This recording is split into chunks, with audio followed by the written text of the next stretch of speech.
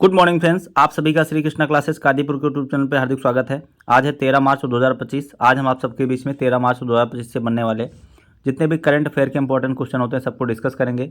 पूरा वीडियो ध्यान से देखिए। यदि वीडियो पसंद आए तो लाइक करिए, ज़्यादा से ज़्यादा लोगों के पास शेयर करिए और जो भी क्वेश्चन पूछा जाएगा उसका डिटेल में आंसर आपको कमेंट बॉक्स में देना है। चैनल पर नए हैं तो चैनल को सब्सक्राइब करें। चलिए शुरू करते हैं। सबसे पहले कल के प्रश्नों का क्विक रिवीजन करेंगे, उसके बाद आज के प्रश्नों की श्रृंखला को डिस्कस करेंगे। खुद का उपग्रह लॉन्च करने वाला भारत का पहला राज्य कौन बनेगा? असम। हाल ही में माधव राष्ट्रीय उद्यान भारत का 58वां बाघ अभ्यारण्य बना। यह किस राज्य में स्थित है? मध्य प्रदेश। आईफा अवार्ड 2025 के 25वें संस्करण में सर्वश्रेष्ठ अभिनेत्री का पुरस्कार किसने जीता? नीतांशी गोयल। विश्व ऑडियो विजुअल एंटरटेनमेंट समिट 2025 का आयोजन कहाँ किया जाएगा? जो है मुंबई में। मार्च 2025 में माइक्रोसॉफ्ट इंडिया के डेवलपमेंट सेंटर का शिलान्यास कहाँ किया गया? नोएडा। किस देश में उष्णकटिबंधीय चक्रवात अल्फ्रेड ने भारी तबाही मचाई? ऑस्ट्रेलिया में। हाल ही में किस केंद्र शासित प्रदेश ने महिलाओं को 2500 रुपये प्रदान करने के लिए महिला समृद्धि योजना शुरू की? इसका जवाब हो जाएगा Delhi. Hindustan petroleum corporation limited HPCL के अध्यक्ष और प्रबंध निदेशक के रूप में किसे नियुक्त किया गया? विकास कौशल को। 12 मार्च को प्रधानमंत्री नरेंद्र मोदी किस देश के राष्ट्रीय दिवस समारोह में मुख्य अतिथि के रूप में शामिल होंगे? तो इसका जवाब हो जाएगा मॉरिशस। 9 से 11 मार्च तक ग्रिडकॉन 2025 का आयोजन कहाँ किया गया? तो दिल्ली में। LIC को ब्रांड फाइनेंस इंश्योरेंस रिपोर्ट के अनुसार दुनिया के सबसे मजबूत बीमा ब्रांड की सूची में कौन से स्थान पर रखा गया या कौन सा स्थान मिला? इसका जवाब हो जाएगा तीसरा। तो ये रहे कल के दिन के हमारे प्रश्न। आइए शुरू करते हैं अब आज के प्रश्नों की श्रृंखला को। तो आज के दिन का पहला प्रश्न है, भारत की पहली रोड ट्रेन किसके द्वारा लॉन्च की गई? तो वोल्वो के द्वारा लॉन्च की गई है, जो कि एक कंपनी है, ट्रक निर्माता कंपनी है। वोल्वो के द्वारा लॉन्च किया गया है भारत की पहली रोड ट्रेन। तो ट्रेन का मतलब ये ट्रैक पे नहीं बल्कि रोड पर ही चलने वाली एक ट्रेन जैसी संरचना वाली ट्रक होगी। आप देख सकते हैं इमेज में, यहाँ पर जिस प्रकार से ट्रेन में बोगियाँ जुड़ी होती हैं उसी प्रकार से इस ट्रक के इंजन में पीछे 2 बोगियाँ जुड़ी हुई हैं। तो इसी प्रकार से यहाँ पर इसको रोड ट्रेन का दर्जा दिया गया है। तो वोल्वो ट्रक्स ने भारत का पहला रोड ट्रेन समाधान प्रस्तुत करने की घोषणा की है, जिसका उद्देश्य उच्च मात्रा वाले लॉजिस्टिक उपयोग में क्षमता को अनुकूलित करना है। इसे केंद्रीय परिवहन मंत्री हैं नितिन गडकरी, इनके द्वारा नागपुर से हरी झंडी दिखाकर रवाना किया गया। यह रोड ट्रेन एक ट्रक के साथ 2 गाड़ियां जोड़कर बनाई गई हैं, जो माल के परिवहन के लिए उपयोगी है। इससे सामान जल्दी, सस्ते और सुरक्षित तरीके से पहुंचाया जा सकेगा। साथ ही ईंधन की बचत और पर्यावरण संरक्षण में भी मदद मिलेगी। अगला क्वेश्चन है, किस दिन केंद्रीय औद्योगिक सुरक्षा बल अपना 56वां स्थापना दिवस मनाया? इसका जवाब हो जाएगा 10 मार्च। तो केंद्रीय औद्योगिक सुरक्षा बल, जिसको हम CISF कहते हैं, सेंट्रल इंडस्ट्रियल सिक्योरिटी फोर्स, इसने अपना भी 56वां स्थापना दिवस मनाया है 10 मार्च को। 10 मार्च 1969 को इसकी स्थापना हुई थी। इसका हेडक्वार्टर है नई दिल्ली में। इसके अध्यक्ष हैं वर्तमान में राजविंदर सिंह भट्टी। तो केंद्रीय औद्योगिक सुरक्षा बल 10 मार्च 2025 को अपना 56वां स्थापना दिवस मनाया। इस अवसर पर CISF ने सुरक्षित तट समृद्ध भारत थीम के तहत ग्रेट इंडियन कोस्टल साइक्लोथॉन का आयोजन किया। तो आपको इस थीम को याद रखना है, सुरक्षित तट समृद्ध भारत थीम के तहत जो है इसने ग्रेट इंडिया कोस्टल साइक्लोथॉन का आयोजन किया। यह अभियान 7 मार्च से 31 मार्च तक चलेगा, जिसमें 125 साइकिल चालकों के द्वारा 11 राज्यों में गुजरते हुए 6553 किलोमीटर की दूरी तय की जाएगी। इस साइक्लोथॉन का उद्देश्य है तटीय क्षेत्रों में राष्ट्रीय सुरक्षा के प्रति जागरूकता बढ़ाना इसका मुख्य उद्देश्य है। इसका जो मुख्य स्थापना दिवस समारोह है वो तमिलनाडु के थक्कोलम में आयोजित किया गया, जो कि CISF का एक क्षेत्रीय प्रशिक्षण केंद्र वहां पर स्थित है। तो वहीं पर केंद्रीय गृह मंत्री अमित शाह जी के द्वारा वहां पर मुख्य अतिथि के रूप में शामिल हुआ गया। तो यहाँ पर आपको याद रखना है, इसका मुख्य कार्यक्रम जो आयोजित किया गया तमिलनाडु के थक्कोलम में, जिसमें मुख्य अतिथि के रूप में अमित शाह जी शामिल हुए। CISF की स्थापना 10 मार्च 1969 को हुई थी और तब से यह भारत के विभिन्न क्षेत्रों में विभिन्न औद्योगिक प्रतिष्ठानों में, जैसे कि हवाई अड्डा, बंदरगाह और अन्य संवेदनशील स्थानों पर सुरक्षित रूप से सुरक्षा सुनिश्चित कराने में अग्रणी भूमिका निभा रहा है। तो इसको आपको याद रखना है इतनी चीज़ें। मार्च में जितने भी डे आए हुए हैं उनका भी रिवीजन कर लेते हैं। 1 मार्च को विश्व नागरिक सुरक्षा दिवस, शून्य भेदभाव दिवस, विश्व समुद्री घास दिवस। 2 मार्च विश्व किशोर मानसिक स्वास्थ्य दिवस। 3 मार्च को विश्व वन्यजीव दिवस और विश्व श्रवण दिवस के रूप में मनाया गया। 4 मार्च को राष्ट्रीय सुरक्षा दिवस। 5 मार्च अंतर्राष्ट्रीय निरस्तीकरण और अप्रसार जागरूकता दिवस। 6 मार्च राष्ट्रीय दंत चिकित्सक दिवस और 7 मार्च को मनाया गया जन औषधि दिवस के रूप में। अगला क्वेश्चन है, PLI प्रोत्साहन पाने वाली पहली 2 पहिया इलेक्ट्रॉनिक व्हीकल निर्माता कंपनी कौन बनी है? इसका जवाब हो जाएगा ओला। तो ओला जो है भारत की पहली कंपनी बन गई है जो PLI प्रोत्साहन पाने वाली कंपनी बन गई है। तो इलेक्ट्रॉनिक व्हीकल बनाती है, यानी इलेक्ट्रॉनिक वाहन बनाती है ओला। और ओला जो है आप लोग जानते होंगे कि यह लोगों को एक टैक्सी के रूप में भी ओला काम करती है, लोगों को सुरक्षित स्थानों पर पहुंचाने के लिए भी काम करती है।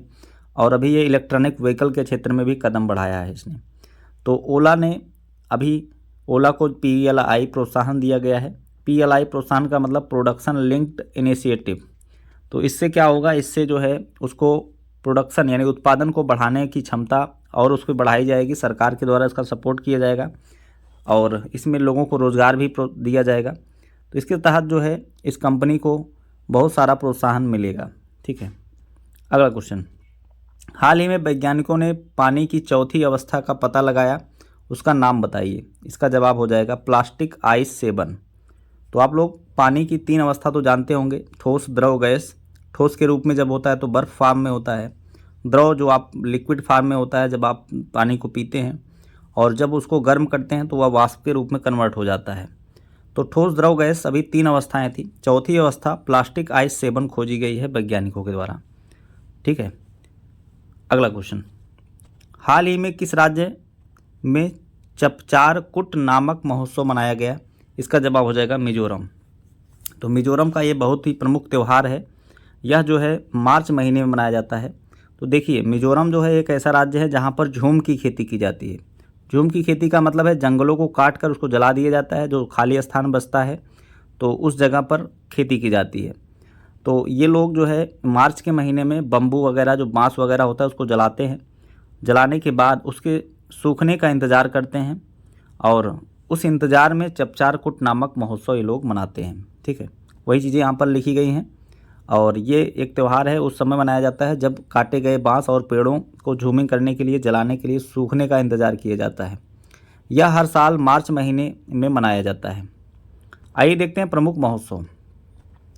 बन्नी उत्सव आंध्र प्रदेश, लोसांग सिक्किम, शिग्मो गोवा, तानसेन महोत्सव ग्वालियर, गीता महोत्सव कुरुक्षेत्र हरियाणा में, हिथाई अम्बन तमिलनाडु में, जलीकट्टू महोत्सव मनाया गया तमिलनाडु में, आदि पिरक्कू थाई पूसम ये दोनों मनाया जाता है तमिलनाडु में, मकर बिलक्कू मनाया गया केरल में, ऊंट महोत्सव बीकानेर राजस्थान, मरु महोत्सव जैसलमेर, खर्ची पूजा त्रिपुरा, नाट्यांजलि नृत्य महोत्सव तमिलनाडु, बथुकम्बा ये भी मनाया गया तेलंगाना में, सांभर उत्सव राजस्थान में, नगोबा जतारा तेलंगाना में, कचाई लेमन मणिपुर में, मोढेरा डांस फेस्टिवल गुजरात में मनाया गया, हेमिस फेस्टिवल लद्दाख में, सोनपुर मेला बिहार में मनाया गया, बीकानेर ऊंट महोत्सव राजस्थान में, हरेली और छेरछेरा छत्तीसगढ़ में, यहाँ पर लौंग मिर्च महोत्सव मनाया गया नागालैंड में, लौंग नहीं, यहाँ पर नागा मिर्च महोत्सव होगा, कंबाला फेस्टिवल कर्नाटक, जलीकट्टू तमिलनाडु में मनाया गया। अगला क्वेश्चन, भारत के पहले वाणिज्यिक अंतरिक्ष निगरानी उपग्रह स्काट को किसने लॉन्च किया? इसका जवाब हो जाएगा दिंगतारा। दिंगतारा एक बेंगलुरु की कंपनी है जिसके द्वारा अभी स्काट उपग्रह को लॉन्च किया गया है। तो देश की बेंगलुरु में स्थित सैटेलाइट कंपनी दिंगतारा ने दुनिया का पहला अंतरिक्ष निगरानी उपग्रह लॉन्च किया है जो पृथ्वी की परिक्रमा कर रहे 5 सेंटीमीटर तक के छोटे ऑब्जेक्ट को भी ट्रैक करने में सक्षम है। अगला क्वेश्चन है, वायु प्रदूषण रैंकिंग 2024 में भारत को कौन सा स्थान दिया गया? तो भारत 5वें नंबर पर है। 2023 में जो जारी किया गया था उसमें भारत 3रे नंबर पर था, अभी इसमें कुछ सुधार आया है और भारत 5वें नंबर पर है। आपको बता दें कि भारत का जो टॉप 20 शहर जो घोषित किया गया है उसमें भारत में 13 शहर ऐसे हैं जो प्रदूषित हैं, और सबसे ज़्यादा बर्नीहट है जो कि असम में है, टॉप पर है, ये शीर्ष पर है। दुनिया के सबसे प्रदूषित शहरों में बर्नीहट शीर्ष पर है जो कि असम में स्थित है। तो अभी IQ एयर की एक रिपोर्ट के अनुसार ये पता चला है कि भारत दुनिया का सबसे प्रदूषित देशों में से एक है। दुनिया भर के शीर्ष 20 प्रदूषित शहरों में 13 भारत में स्थित हैं। असम का बर्नीहट को सबसे प्रदूषित शहर के रूप में पहचाना गया है।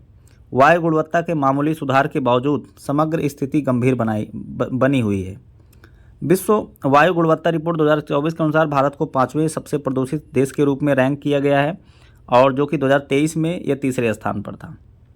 अगला क्वेश्चन, हाल ही में किस देश ने प्रधानमंत्री मोदी जी को अपने सर्वोच्च नागरिक पुरस्कार से सम्मानित किया? तो इसका जवाब हो जाएगा मॉरिशस। तो मॉरिशस अभी प्रधानमंत्री मोदी जी गए हैं और उनको जो है वहाँ का सर्वोच्च नागरिक सम्मान दिया गया है। उस नागरिक सम्मान का नाम है the grand commander of the order of the star end of the Indian ocean and की ऑफ द इंडियन ओशन। इस पुरस्कार से इस सम्मान से इनको सम्मानित किया गया है, जो कि मॉरिशस का सर्वोच्च नागरिक सम्मान है। तो प्रधानमंत्री मोदी जी मॉरिशस पुरस्कार पाने वाले सबसे पहले और विश्व के 5वें नेता बन गए हैं।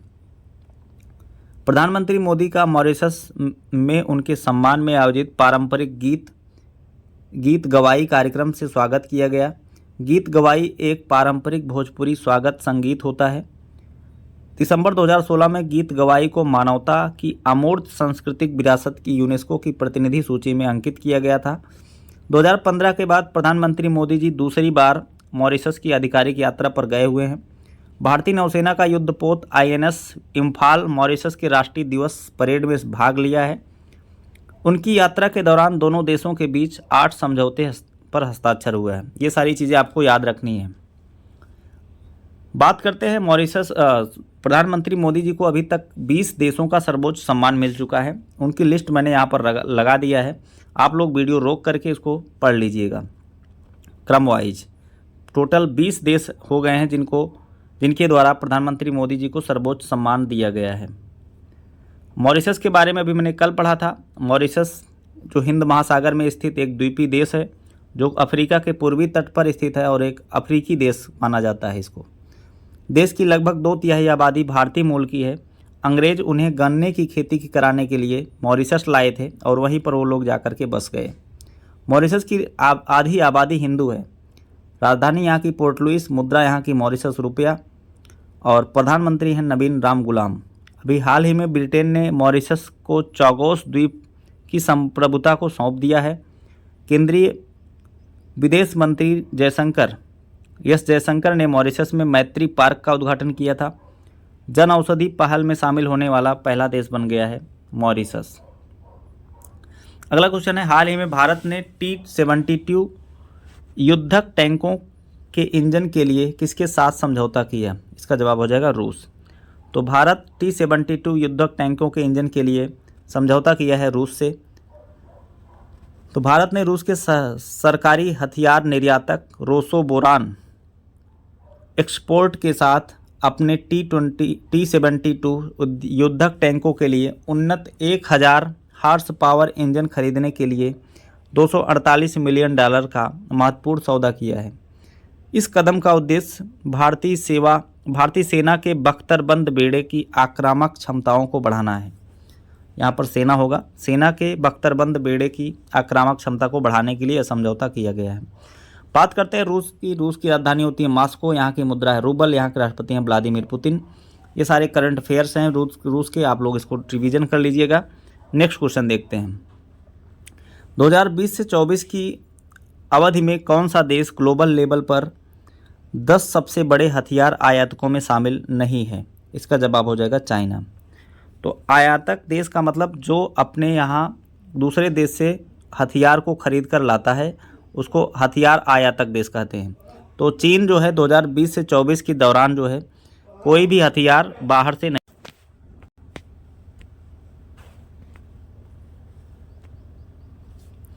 तो Stockholm International Peace Research Institute ने अभी हालिया आंकड़ा पेश किया है। इससे बताया गया है कि 2020 से 24 के बीच की अवधि में भारत दूसरा सबसे बड़ा हथियार आयातक देश बन गया है।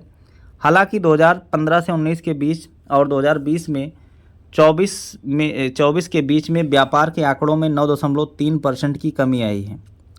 एशिया और ओशनिया के 4 देश भारत, पाकिस्तान, जापान और ऑस्ट्रेलिया 2020 से 24 के बीच में वैश्विक स्तर पर 10 सबसे बड़े हथियार आयातक देशों में शामिल हैं।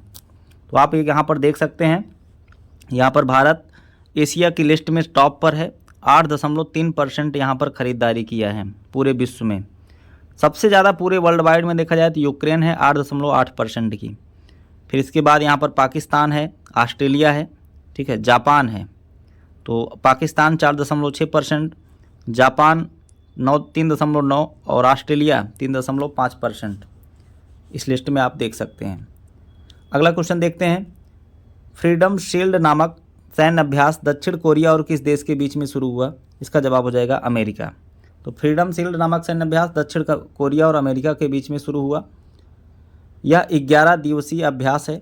इसका आयोजन 10 मार्च से लेकर 21 मार्च तक चलेगा। यह अभ्यास दक्षिण कोरिया और अमेरिका के बीच संयुक्त सैन्य सहयोग को मजबूत करने के लिए किया जाता है। इस दौरान साइबर युद्ध, सूचना युद्ध और संयुक्त रक्षा रणनीतियों पर ध्यान केंद्रित किया जाएगा। उत्तर कोरिया अक्सर इस प्रकार के सैन्य अभ्यासों का विरोध करता है।